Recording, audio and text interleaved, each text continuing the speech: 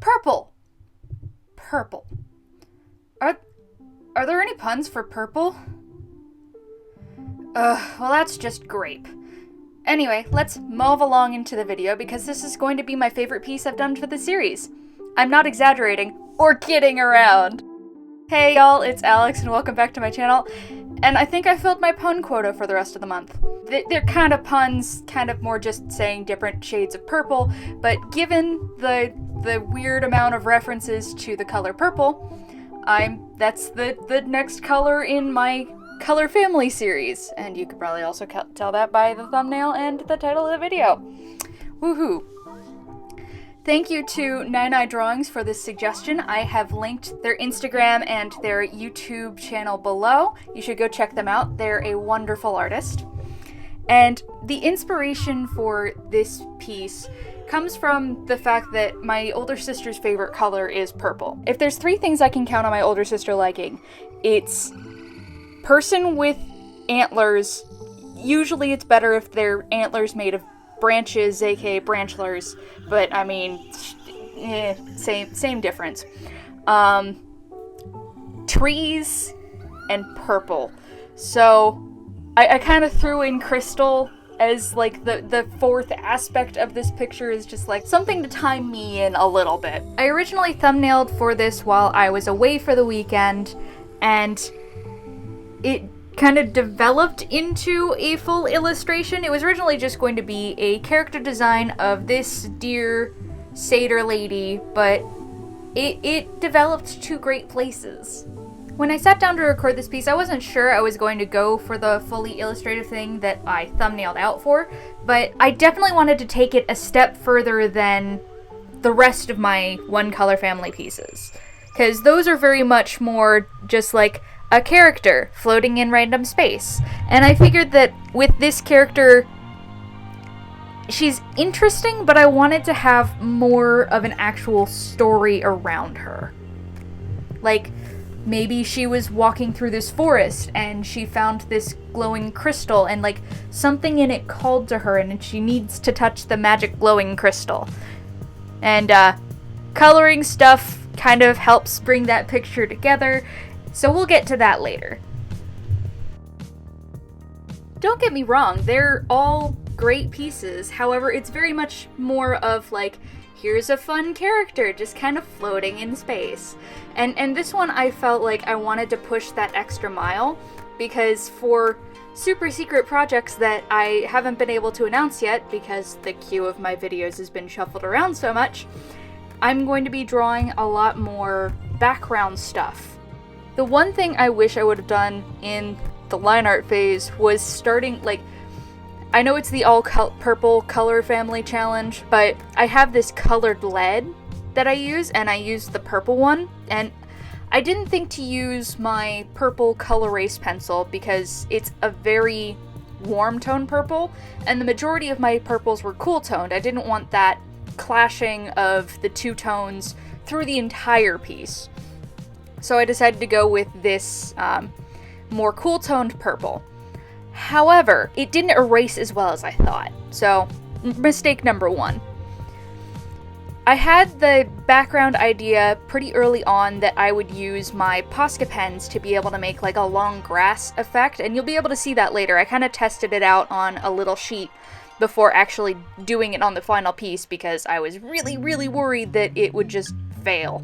But, the first section between the trees that I went in on, I used my darkest Crayola marker, which as soon as I got done with that section, it was starting to die. The only way I was able to replicate anything as dark as the Crayola marker was by mixing together my two Ecoline watercolors that I have in the bottle, and it was like 2 parts of the more like true purple one and then 1 part of the weird blue purple that I have 2 of for whatever reason, but it doesn't exactly match up.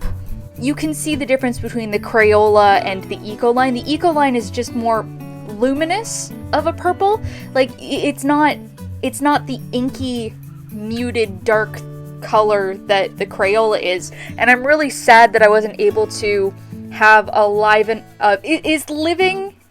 Crayola marker too weird of a phrase. I wish my Crayola marker had lived to make it through the entire background of the piece. But I do really like the mixture of the I think it's 548 and 502, but I will correct myself somewhere on the bottom of the screen if I'm wrong.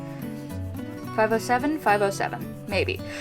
Anyhow, one problem I had with this challenge was the fact that art companies aren't positive over the difference between purple and pink. Like, there is definitely a gray line between there that you gotta kind of cross over in the color wheel, but if you start in the V section of the Copic markers, V1, I have V1, V4, V6, and V9, and those ones are all very much pink toned, but as soon as you cross V9, it goes to all purple tones, and it's very frustrating. And I actually did I started doing another piece to kind of like test the waters of how I wanted to handle that, and I can flash it up on screen here. It originally was going to just be purple, but then when I was looking at it, I'm like, this could use a pop of something else since this isn't gonna actually be the one color family challenge. So I put that pop of teal in there, and I think it really pulled the piece together. But anyway, I tested out ways to use the pink tone purples as opposed to the blue tone purples with that, and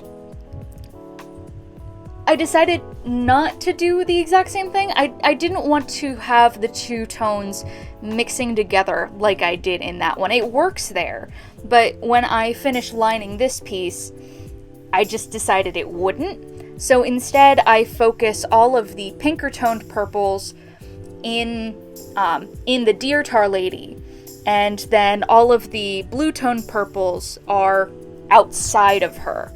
So it really pushes her away from the background, because otherwise I'd really think that she'd just like sink and fade away into the night.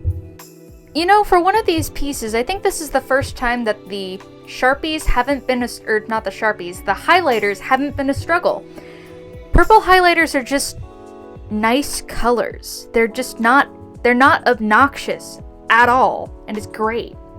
However, the 100 and however many gel pens that I got for Christmas have really been my downfall in these color family challenges. There's just so many of them that I have to use, and it's tedious. So that's the way that I managed to sneak in all of the pink tone purples, purple gel pens, was doing the weird gradient with her hair. It looks funky close up, but I mean, it's not bad.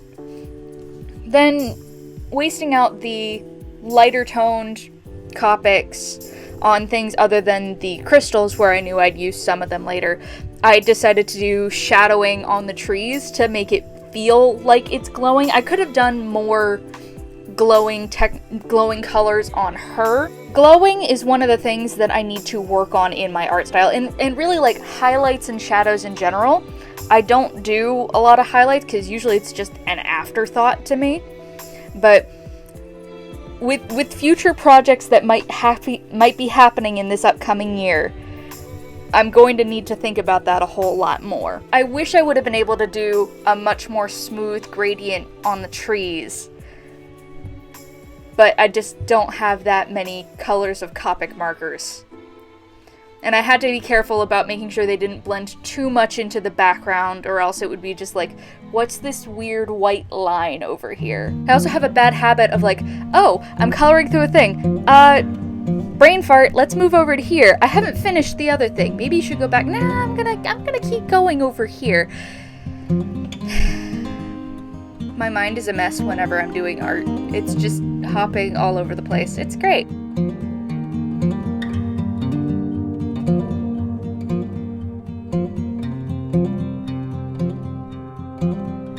One of the things I wish I would have been a little bit more careful of was all the texture in the crystal. It does look cool, but I'm not sure that's how glowing inside of crystal would work.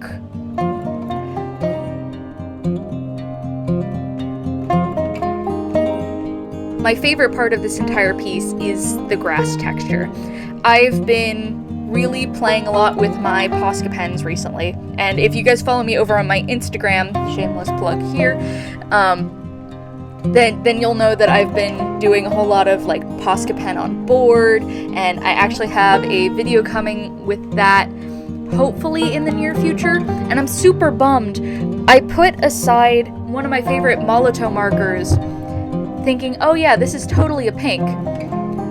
When I did another one of my pieces this past weekend, I'm like, crap, this is a purple. But I didn't want to go back and add more to this piece just because I know that sometimes adding onto pieces when they've already been finished screws them up entirely, and I didn't want to ruin that.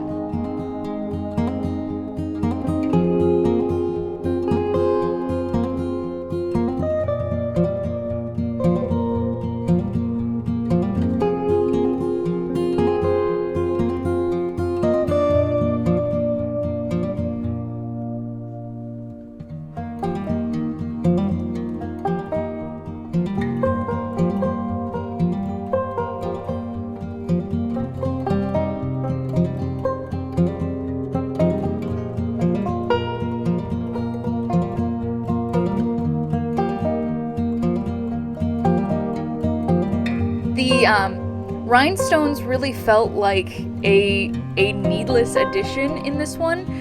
In the past two, in the pink one, and I think I did some in the red one. At least in the pink one, it was just like I built the characters to be able to have them because they make really great earrings and small additions. But given how small this deer tar character, or this deer fawn character already was, I couldn't really put rhinestones on her, otherwise they'd be absolutely massive. And also, I noticed this was the only time I didn't use my purple glue stick. I actually had like white glue this time, which I find kind of ironic, because this is the only time the purple would have actually fit in.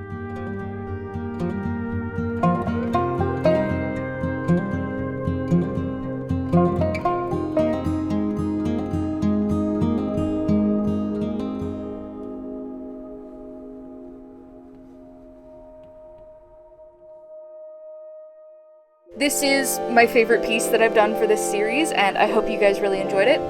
The next in this series, as voted by you guys on one of my other videos, is green, and go ahead and vote in the top corner for which follows that.